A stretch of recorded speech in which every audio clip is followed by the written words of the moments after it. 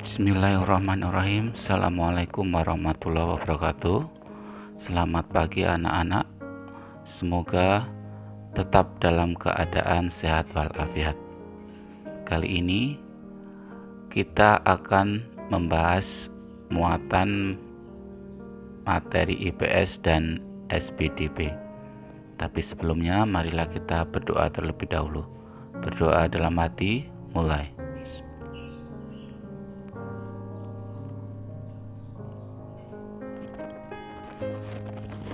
Berdoa selesai.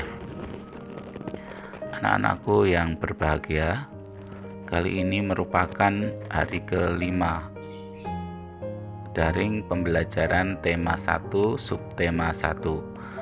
Sekali lagi, hari ini kita akan membahas tentang materi IPS dan SPDB.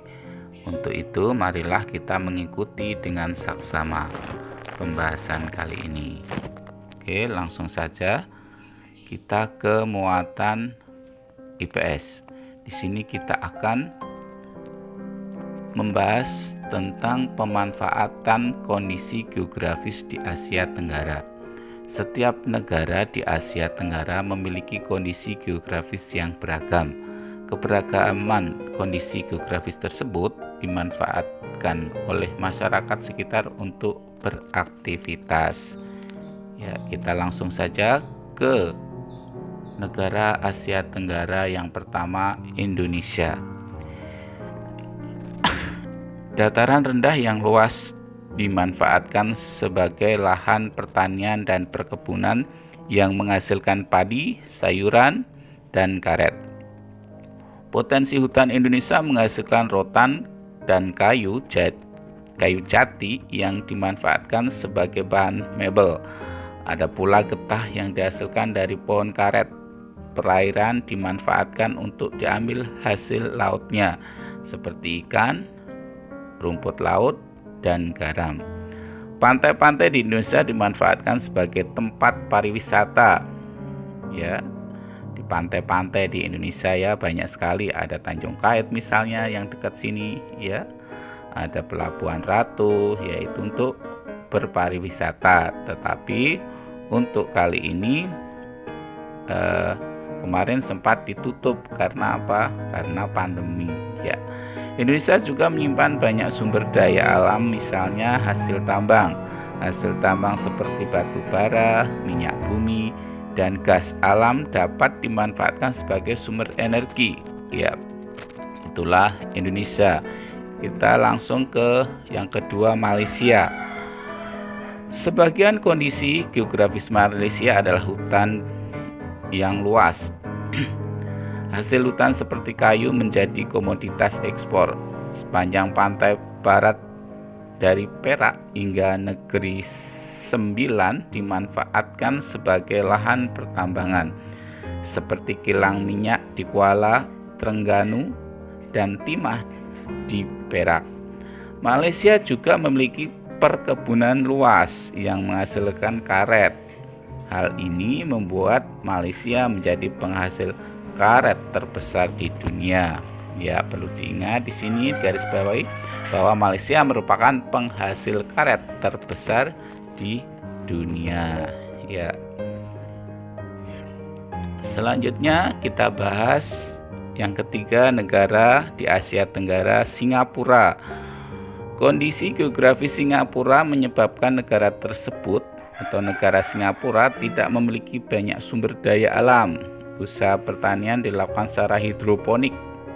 Akan tetapi beberapa wilayah dimanfaatkan sebagai lahan peternakan unggas. Ya, kita yang keempat, negara Thailand.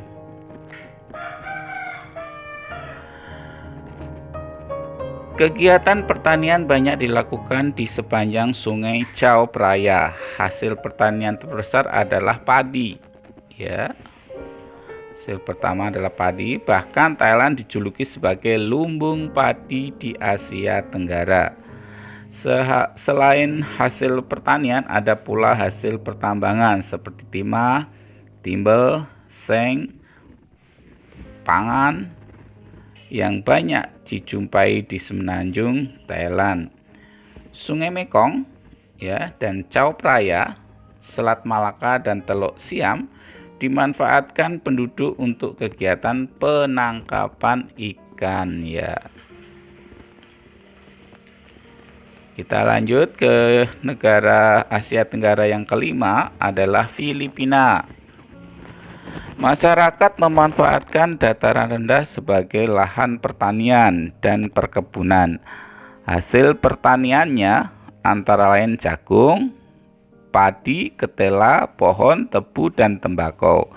Hasil perkebunannya antara lain karet, kelapa, dan kayu. Kita lanjut ke negara Asia Tenggara yang keenam adalah Laos. Dataran rendah Vientiane dimanfaatkan sebagai lahan pertanian padi, jagung, dan tembakau. Ya. Sedangkan sumber perikanan Laos terpusat di Sungai Mekong yang menghasilkan ikan karper dan ikan perch. Ya. Lanjut ke negara yang ketujuh di Asia Tenggara yaitu Brunei Darussalam. Sebagian besar bentang alam Brunei menyimpan minyak bumi dan gas alam yang menyumbang 40% pendapatan negara Brunei Darussalam. Minyak bumi ini dan gas alam tersebar di wilayah Miri dan Kuala Belair. Dataran rendah dimanfaatkan penduduk sebagai lahan pertanian yang menghasilkan padi, kelapa, lada, dan buah-buahan. 8. Myanmar. Beberapa wilayah di Myanmar menghasilkan sumber daya alam yang beragam, seperti lembah sungai Sitang menghasilkan tembakau, Plato San menghasilkan teh, dan sayuran banyak dihasilkan di pantai Arakan Yoma. Wilayah Tanah Sirim dimanfaatkan untuk wilayah pertambangan yang menghasilkan timah. Ya.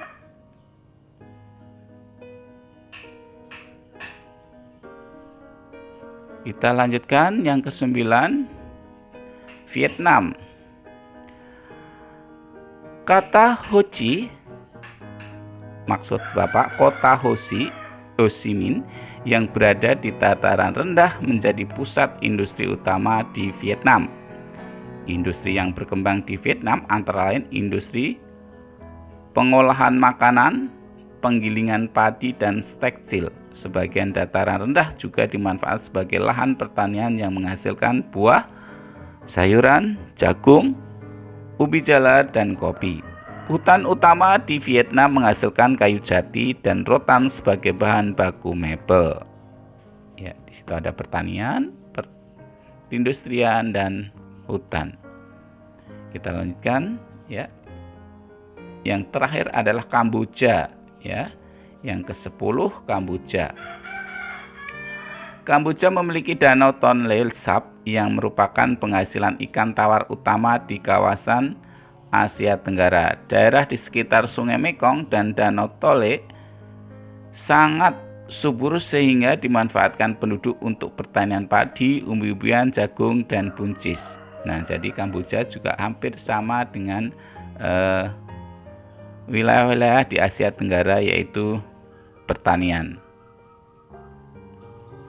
Anak-anak, selanjutnya kita membahas muatan seni budaya.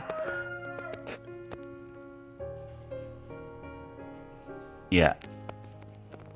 Di sini kita akan membahas tentang alat dan bahan pembuatan karya seni patung. Ya. Yang pertama, bahan lunak membuat patung. Ada tanah, lilin, sabun, dan plastisin.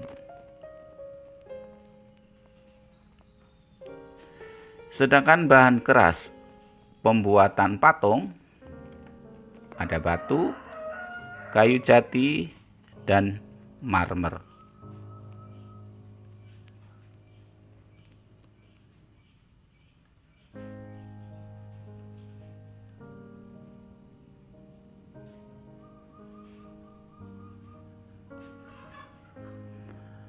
Alat pembuatan patung bahan lunak ada pusir, meja putar, dan cetakan. Sedangkan alat pembuatan patung bahan keras ada palu, ada pahat, ada amplas. Ya. Jadi bisa disimpulkan di sini, alat dan bahan pembuatan karya seni patung. Dalam membuat patung kita membutuhkan alat dan bahan yang sesuai. Alat yang biasa digunakan berupa pusir, meja putar, cetakan, palu, dan pahat serta amplas. Bahan-bahan yang dikelompokkan menjadi bahan lunak dan bahan keras, ya. Contoh bahan lunak ada tanah liat, lilin, sabun, dan plastisin. Yang kedua, contoh bahan keras yaitu batu, kayu jati, dan marmer. Nah, inilah misalnya pembuatan pot dengan menggunakan bahan lunak berupa tanah liat dan meja putar sebagai alatnya. Ya, demikian tadi anak-anak. Pagi ini di pertemuan yang kelima kita membahas tentang muatan IPS dan SPDB. Untuk itu di pertemuan berikutnya akan lebih menarik lagi. Sekian, assalamualaikum warahmatullahi wabarakatuh.